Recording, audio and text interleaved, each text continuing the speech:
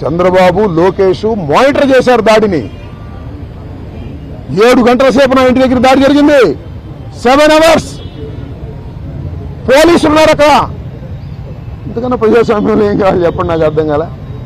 5 గంటలకు వచ్చి 12 గంటలకు వెళ్ళారు. తెలుగుదేశం కార్యకర్తలనండి, దుండగులనండి, దుర్మార్గులనండి, గంజాయి బ్యాచ్ అనండి, పోలీసులందరూ అక్కడే ఉన్నారు. వాళ్ళ సమక్షంలోనే దాడి జరిగింది, వాళ్ళ రక్షణలోనే దాడి జరిగింది. మీ అందరికీ తెలుసు, నేను ప్రత్యేకంగా చెప్పాల్సిన అవసరం లేదు. బట్ నేను 11వ తారీఖున రాత్రి 10:20 నిమిషాలకు నేను అరెస్ట్ అయిన దగ్గర నుంచి ఇప్పుడు వరకు ఏం జరిగిందో బయట ప్రపంచంలో నాకు లిటిల్ నాలెడ్జ్ ఉంది. అంటే పేపర్ నాలెడ్జే తప్ప నాకు ఎవరు ఏమీ నాలెడ్జ్ ఇవ్వలేదు. కాబట్టి ఈ నాలెడ్జ్ అంతా తెలుసుకుని రేపు చాలా వివరంగా, చాలా సుదీర్ఘంగా నేను నా ఆవేదన అనండి, నా కోపం అనండి, నా బాధ అనండి, నా ఆర్గ్యుమెంట్ అనండి ప్రజల ముందు పెడతాను. ఎందుకంటే ప్రజల ముందు ఎందుకు పెట్టాలంటే ప్రజలకు అర్థం కావాలి, నేనేమిటో తెలుసు.